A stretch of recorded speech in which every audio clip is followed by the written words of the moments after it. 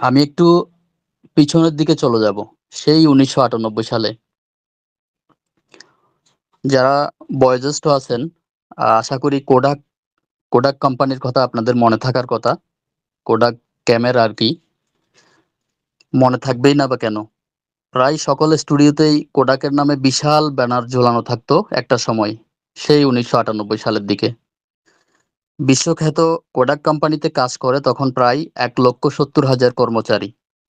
তার চেয়ে বড় ব্যাপার হচ্ছে সারা বিশ্বে ছবি তোলার শতকরা প্রায় ৮৫ ভাগই তোলা হতো কোডাক ক্যামেরা দিয়েই।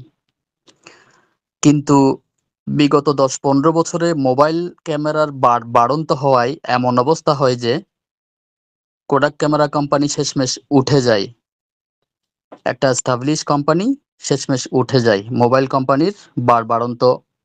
মোবাইল ক্যামেরার বাড়ন্ত হওয়ার কারণে। একের পর এক সারা বিশ্বে কোডাকের মার্কেট এতটাই নিচে নামতে শুরু করে যে একটা সময় গোটা কোডাক কোম্পানিই দেউলিয়া হয়ে পড়ে। একটা এস্টাবলিশ কোম্পানি। আর প্রায় ২ লাখ কর্মচারী রাতারাতি চাকরি হারিয়ে বেকার হয়ে পড়ে। ওই একই সময় শুধু কোডাক না, আরো অনেক বিশ্বখ্যাত প্রতিষ্ঠান নিজেদের ব্যবসা বন্ধ করতে বাধ্য হয়েছিল। যেমন ব্র্যান্ডেড এইচএমটি ঘড়ি, Bajaj scooter, Dyanora TV, Murphy radio, Nokia mobile phone, Rajdoot bike, Ambassador গাড়ি ইত্যাদি। প্রত্যেকটা কোম্পানি ব্র্যান্ডেড। সবচেয়ে অবাক করা ব্যাপার কি জানেন? উল্লেখিত কোম্পানিগুলোর মধ্যে কারোরই কোয়ালিটি খারাপ ছিল না। তবুও এই কোম্পানিগুলো উঠে গেল কেন? কারণ একটাই, এরা সময়ের সাথে নিজেকে বদলাতে পারেনি। আর কোনো সমস্যা ছিল না। এখনকার সময়ে দাঁড়িয়ে আপনি আমি হয়তো ভাবতে পারবো না। জি, হ্যালো, হ্যালো, আপনি কেউ কিছু? কন্টিনিউ করেন। আচ্ছা, আচ্ছা। এখনকার সময়ে দাঁড়িয়ে আপনি আমি হয়তো ভাবতে পারছি না যে সামনের ১০ বছরে দুনিয়া কতটা পাল্টে যেতে পারে। এবং আজকের ৭০-৯০% চাকরি সামনে ১০ বছরে ২০৩৫ সালের দিকে ৯০% ৭০-৯০% চাকরি সম্পূর্ণভাবে বিলুপ্ত হতে চলেছে। আপনি আমি বিশ্বাস করি আর না করি তাতে কিচ্ছু যায় আসে না। আমরা ধীরে, ধীরে ঢুকে পড়েছি ৪র্থ শিল্প বিপ্লবের যুগে। আজকের বিখ্যাত কোম্পানিগুলোর দিকে তাকান। উবার, অনেকেই নাম শুনেছি, কেবলমাত্র একটি সফটওয়্যারের নাম। না এদের কোনো নিজস্ব ইন্ডাস্ট্রি নেই গাড়ি তৈরির, নেই কোনো নিজস্ব গাড়ি। তবুও আজ বিশ্বে বৃহত্তম ট্যাক্সি ভাড়ার কোম্পানি হলো উবার। আমাদের বাংলাদেশে সিটি শহরগুলোতে ক্যাপিটাল সিটি ঢাকা, চট্টগ্রাম বা আরো অন্যান্য সিটি যে শহরগুলা মেইন শহরগুলা এগুলাতে আশা করি উবার বর্তমানে চলমান। বিশেষ করে ঢাকা চট্টগ্রামে আছে আরকি। এরপরে আছে এয়ারবিএনবি। এয়ারবিএনবি হলো আজকের দুনিয়ায় সবচেয়ে বড় হোটেল কোম্পানি। কিন্তু মজার ব্যাপার হলো পৃথিবীর একটি হোটেলেও তাদের মালিকানা নেই। সেইম এজ উবার একটা সফটওয়্যার এয়ারবিএনবি। একইভাবে বিকাশ, পাঠাও, সহজ.কম। সহজ.কম এর মাধ্যমে আমরা কোথাও ভ্রমণ করতে গেলে ট্রান্সপোর্টের যে টিকেটটা প্রয়োজন হয় উইদাউট আমরা টিকেট কাউন্টারে না গিয়ে সহজ.কম থেকে পছন্দসই পরিবহনের আমরা টিকেটটা কেটে ফেলতেছি কত সহজে। সময় বাঁচতেছে, টাকাও বাঁচতেছে। এরপর আছে ফুডপান্ডা, অনেকেই নাম শুনেছেন। ফুডপান্ডা ফুডপান্ডা এটা হচ্ছে খাবার সরবরাহকারী একটা প্রতিষ্ঠান বা সফটওয়্যার। কিন্তু এদের কোনো নিজস্ব হোটেল বা রেস্টুরেন্ট নেই। অথচ এরা স্মুথলি আপনার খাবারগুলো পরিবহন করে দিচ্ছে বা আপনার দোরগোড়ায় পৌঁছায় দিচ্ছে। উদাহরণ দিলে এ জাতীয় ইত্যাদি অসংখ্য কোম্পানির উদাহরণ দেওয়া যেতে পারে। আজকে আমেরিকায় নতুন আইনজীবীদের জন্য কোনো কাজ নেই। আপনারা অ্যানালাইসিস করলেই বুঝতে পারবেন এটা। কারণ আইবিএম ওয়াটসন নামে একটি আইনি সফটওয়্যার শিক্ষানবিশ উকিলের চেয়ে অনেক ভালো ওকালতি করতে পারে। Believe it or not. এইভাবে পরের ১০ বছরে ২০৩৫ সাল, এইভাবে পরের ১০ বছরে প্রায় ৯০% আমেরিকানদের আর কোনো চাকরি থাকবে না। আমাদের কথা বাদ দিলাম। আমাদের দেশের কথা বাদ দিলাম, আমেরিকানদের চাকরি থাকবে না। বেঁচে থাকবে মাত্র 10% আমেরিকানদের চাকরি। আর এই 10%ই হবে বিশেষ বিশেষজ্ঞ। নতুন ডাক্তারদেরও চাকরি যেতে বসেছে সেই আমেরিকায়। আমাদের স্বপ্নের দেশ আমেরিকা, সেই আমেরিকায় নতুন ডাক্তারদেরও চাকরি যেতে বসেছে। আইবিএম ডক্টর ওয়াটসন নামের সফটওয়্যার মানুষের থেকেও 4 গুণ নিখুঁতভাবে ক্যান্সার এবং অন্যান্য রোগ শনাক্ত করতে পারে। 2030 সালের মধ্যে কম্পিউটারের বুদ্ধি মানুষের বুদ্ধিকে ছাপিয়ে যাবে। আর এটাই হবে আর্টিফিশিয়াল ইন্টেলিজেন্স টেকনোলজি এরা, বা কৃত্রিম বুদ্ধিমত্তা প্রযুক্তি সম্পন্ন যুগ, যেটা আসতে চলেছে অলরেডি, যেটার মধ্য দিয়ে আমরা অলরেডি চলমান। 2030 সালের মধ্যে রাস্তায় নামতে চলেছে চালকহীন গাড়ি। এর ফলে সামনের 10 বছরে আজকের 90% গাড়ি আর রাস্তায় দেখা যাবে না। বেঁচে থাকা গাড়িগুলো হয় ইলেকট্রিকে চলবে অথবা হাইব্রিড গাড়ি হবে, যেটা পেট্রোলও চলবে, আপনার বর্তমানে যেভাবে চলতেছে গ্যাস দিয়েও চালানো যাবে। এভাবে হাইব্রিড হয়ে যাবে, মেজরিটি পার্সেন্ট ইলেকট্রিক বেস চলবে, আর যেগুলো বাকি থাকবে সেগুলো হাইব্রিডে রূপান্তরিত হবে, অকটেন বা পেট্রোল দিয়ে চলবে। এভাবে ধীরে ধীরে পেট্রোলের ব্যবহার কমবে এবং পেট্রোল উৎপাদনকারী আরব দেশগুলো ক্রমশ দেউলিয়া হয়ে আসবে। এটা এখনকার মতো রূপকথার গল্প হলেও সামনের দিনে এটাই ঘটতে যাচ্ছে। আর ঠিক এ কারণেই দুবাই, সৌদি আরব, কাতার, কুয়েতের মতো দেশগুলো বা মধ্যপ্রাচ্যের এই দেশগুলো শুধুমাত্র খনিজ তেলের উপর নির্ভরতা কমিয়ে পর্যটন ও প্রযুক্তি খাতে মনোনিবেশ করেছে এবং পর্যটন ও প্রযুক্তি খাতে প্রচুর বিনিয়োগ করে যাচ্ছে। যেমন দুবাইতে আর্টিফিশিয়াল ইন্টেলিজেন্স টাউন হচ্ছে অলরেডি আরব আমিরাতে। আর সৌদি আরবেও, সৌদি আরবের বর্তমান যে প্রিন্স, সেও কিন্তু এ ধরনের একটা সিটি করার উদ্যোগ নিচ্ছে, যেটা এআই টেকনোলজি দিয়ে চলবে। আর এরই ধারাবাহিকতায় দুবাই সরকার বর্তমান চতুর্থ শিল্প বিপ্লবের advance technology, artificial intelligence technology সম্পন্ন অনপ্যাসিভকে তাদের দেশে স্থান করে দিয়েছে। আই মিন বুরুজ খলিফায় অফিস অনুমোদন দিয়েছে এবং মেট্রো স্টেশন 10 ইয়ার্সের জন্য অ্যাডভার্টাইজিং পারপাসে লিজ দিয়েছে।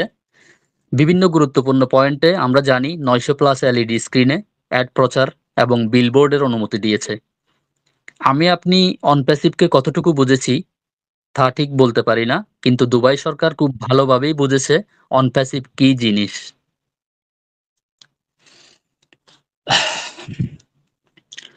সামনের দিনে গাড়ি লাগলে, আপনার যদি গাড়ি লাগে, আগামী 10 বছর পরের কথা বলতেছি আমি, সামনের দিনে গাড়ি লাগলে উবারের মতো কোনো সফটওয়্যারের মাধ্যমে বা সফটওয়্যারের কাছে আপনাকে গাড়ি চাইতে হবে। আর গাড়ি চাইবার কিছুক্ষণের মধ্যে সম্পূর্ণ চালকবিহীন একটি গাড়ি আপনার দরজায় এসে দাঁড়াবে, দরজার সামনে এসে দাঁড়াবে। গাড়িগুলো চালকবিহীন হওয়ায় 99% দুর্ঘটনা কমে যাবে এবং এই কারণে বর্তমান যে গাড়ি বীমা করানো কোম্পানি আছে, এই গাড়ি বীমা বীমা আর করতে হবে না। গাড়ির বীমা করানো কোম্পানিগুলো সব ধীরে ধীরে উঠে যাবে। যেহেতু গাড়ির অ্যাক্সিডেন্ট নাই, সুতরাং গাড়ির আর মোটর যে ইন্স্যুরেন্স করতে হয় ওটা আর করা লাগবে না। সুতরাং ওই কোম্পানিগুলা ধীরে ধীরে চেঞ্জ হয়ে, মানে বন্ধ হয়ে যাবে। গাড়ি চালানোর মতো কাজটা বা চাকরিটা আর পৃথিবীতে থাকবে না আগামী 10 বছর পরে। কেউ ভাববেন না যে আমি কালকের কথা বলতেছি। বর্তমানে ড্রাইভার কর্তৃক চালিত 90% গাড়ি যখন রাস্তা থেকে উধাও হয়ে যাবে, তখন উধাও হয়ে যাবে বলতে আমি বলতেছি যে, যেটা আর্টিফিশিয়াল ইন্টেলিজেন্স বা ড্রাইভারলেস গাড়িগুলো চলবে, গাড়িগুলার আলাদা স্টপেজ থাকবে, আলাদা হচ্ছে আপনার যেটাকে বলে টার্মিনাল থাকবে। এগুলা রাস্তায় থাকবে না, ওই টার্মিনালে গাড়িগুলা থাকবে। ওখান থেকে আপনি যখন একটা গাড়ি উবারের মাধ্যমে আপনি লোকেশন দিয়ে যখন আপনি নক করবেন, তখন সেটা টার্মিনাল থেকে আপনার জায়গায় চলে আসবে বা আপনার লোকেশনে চলে আসবে। রাস্তায় অ্যাভেলেবল গাড়ি এখন যেভাবে আছে সেভাবে থাকবে না আগামী 10 বছর পরে। এটা আমাদের দেশে বা আমাদের এদিকে একটু ধীরে ধীরে এই বিপ্লবটা আসলেও আপনার বহির্বিশ্বে অলরেডি এগুলো চলমান। আপনি দুবাই বলেন, তারপরে হচ্ছে আপনার আমেরিকা, ইউরোপ, কানাডা, ওই সমস্ত দেশে অলরেডি এই সিস্টেমগুলো ডেভেলপ হচ্ছে, ডে বাই ডে ডেভেলপ হচ্ছে। সেই জায়গায় আমাদের দেশে 10 বছর পরে কল্পনা করতেছি। তো যাই হোক, ড্রাইভার কর্তৃক চালিত 90% গাড়ি যখন রাস্তা থেকে উধাও হয়ে যাবে, তখন ট্রাফিক পুলিশ আর পার্কিং এর কর্মীদেরও প্রয়োজন থাকবে না। দুবাইয়ে ছিলাম, দুবাইয়ে থাকা অবস্থায় প্র্যাকটিক্যালি দেখেছি টোটাল ট্রাফিক কন্ট্রোল হয় অটোমেশনে বা আর্টিফিশিয়াল ইন্টেলিজেন্স সিস্টেমে। শুধু তাই নয়, দুবাইতে যে মেট্রো রেল আছে, 125টা রেল প্রতিদিন হচ্ছে আপনার ট্রানজিট হয় বিভিন্ন পয়েন্টে। এই 125টা মেট্রো টোটালি হচ্ছে অটোমেশনে চলাফেরা করে বা আর্টিফিশিয়াল সিস্টেমে চলাফেরা করে, ইন্টেলিজেন্স সিস্টেমে। এখানে টোটাল সিস্টেমটাই হচ্ছে অটোমেশন। যদিও এই প্রতিটা স্টেশনে কিছু সিকিউরিটি গার্ড আছে, কিন্তু ওদের তেমন কাজ নাই বললেই চলে। আপনি দুবাই মেট্রো স্টেশনে একটা আপনার ডেবিট কার্ড, ক্রেডিট কার্ডের মতো একটা কার্ড আছে। ওই কার্ড না থাকলে আপনি ওখানে ইন করতে পারবেন না, মেট্রো স্টেশনে ঢুকতেই পারবেন না। ওই কার্ডটা পাঁচ করে হচ্ছে ঢুকতে হয়। আপনার দুবাই মেট্রোর যে ভাড়া দিবেন, ওটাও ওই কার্ড পাঁচ করে দিতে হয়। আপনি মেট্রো স্টেশনে এক এক মেট্রো স্টেশনে মনে করেন ঢুকলেন, আর এক মেট্রো স্টেশনে গিয়ে আপনি নামবেন বা বের হবেন, আপনার লোকেশনে গিয়ে বের হবেন, ওই কার্ড যদি আপনার না থাকে আপনি বের হতে পারবেন না। মানে টোটাল সিস্টেমটা হচ্ছে অটোমেশনে একেবারে আপনার মানে এ টু জেড আর কি। তো যাই হোক, শাহেদ স্যার, জি কার্ডটা আমার কাছে আছে। হ্যাঁ, আমি ভিডিও কলে দেখাই দেবো সবাইকে। নোল কন্টিনিউ কাট করেন। স্যার। জি জি, নোল কাট। ঠিক আছে, জি জি, আমি ভুল বলছি? না না, আমার কাছে আছে কার্ডটা, আমি দেখাবো সবাইকে। জি, thank you, thank you, thank you. হ্যাঁ, আমাকে একটু সাপোর্ট দেওয়ার জন্য ধন্যবাদ। তো যাই হোক, ভেবে দেখুন, আজ থেকে 10-15 বছর আগেও বিভিন্ন পয়েন্টে এসটিডি বুথ ছিল, টেলিফোন বুথ ছিল। দেশে মোবাইল বিপ্লব আসার পর এই সবকটা এসটিডি বুথই ব্যবসা গোটাতে বাধ্য হলো। যেগুলো টিকে রইল, তারা মোবাইল রিচার্জের দোকান হয়ে গেল। এরপর মোবাইল রিচার্জেরও অনলাইন বিপ্লবে ঘরে বসেই আমরা বা লোকেরা অনলাইনে মোবাইল রিচার্জ করা শুরু করলাম। রিচার্জের দোকানগুলোকে তখন আবার বদলাতে হলো। পরবর্তীতে তারা মোবাইল ফোন বেচাকেনা এবং সারাইয়ের দোকান হয়ে দাঁড়িয়েছে। ওই যে সময়ের সাথে পরিবর্তন হতে হচ্ছে, বাধ্য পরিবর্তন হতে। তবে সেটাও বদলাবে খুব শীঘ্রই। এই যে মোবাইল, যে দোকানগুলা মোবাইল বেচাকেনা করতেছে, এদেরও একসময় বদলাতে হবে। খুব শীঘ্রই এদের বদলাতে হবে। কারণ অনলাইন থেকে সরাসরি মোবাইল ফোন বিক্রি বাড়তেছে। বর্তমানে অলরেডি অনলাইনে মোবাইল ফোন বিক্রি বাড়তেছে। শুধু তাই নয়, টাকাও পাল্টাচ্ছে সময়ের সাথে সাথে। এক সময়ের নগদ টাকা আজকের যুগে প্লাস্টিক টাকায় পরিণত হয়েছে। যেমন ক্রেডিট কার্ড, ডেবিট কার্ডের ব্যবহার আমাদের দেশে অলরেডি এটা প্রচুর চলমান ছিল, এখনো আছে। এই ক্রেডিট কার্ড, ডেবিট কার্ডের ব্যবহার বদলে গিয়ে হয়ে যাচ্ছে মোবাইল ওয়ালেটের যুগ। শুধু তাই নয়, আগামী বিশ্বের টাকা হবে ডিজিটাল কারেন্সি তথা ক্রিপ্টোকারেন্সি। সারা বিশ্ব হবে ক্যাশলেস। নগদ বিকাশে রমরমা বাজার।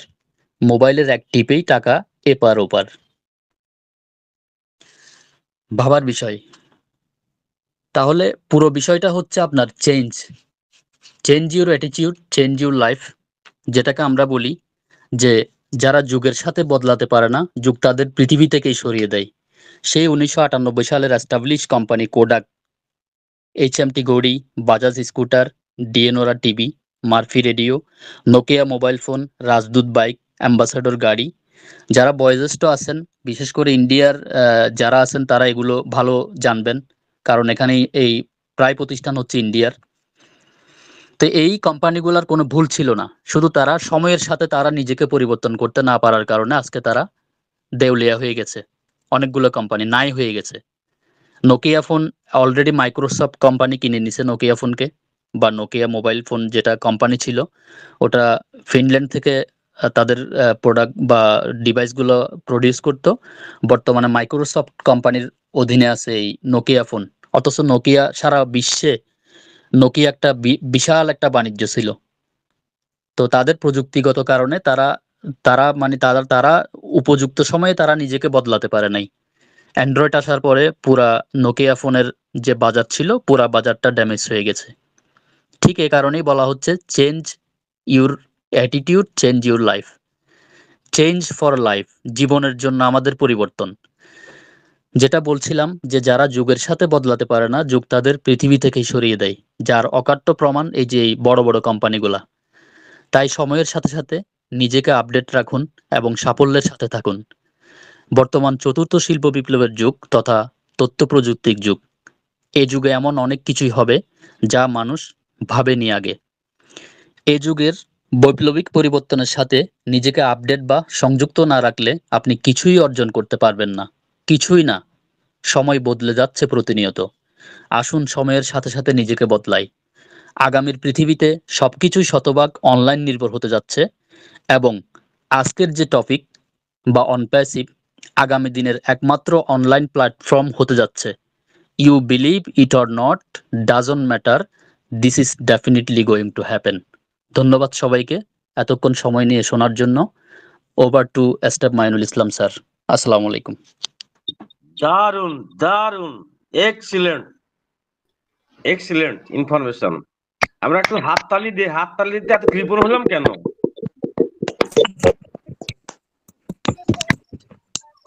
অসাধারণ ইনফরমেশন এবং রিয়েলিটি, কারণ বাস্তব তথ্য চিত্র তুলে ধরেছেন, বাস্তব তথ্য চিত্র। তাহলে যে অনপ্যাসিভ যে পরিবর্তন করতে চাচ্ছে পৃথিবীকে, আরো শুনতে পারবেন সামনে, ইনশাআল্লাহ দেখতে পাবেন সামনে। অবাক করা ঘটনা আজকের টপিক। থ্যাংক ইউ, অসংখ্য ধন্যবাদ স্যার, খুব চমৎকার আলোচনা করেছেন, মানে ইনফরমেশন সহকারে।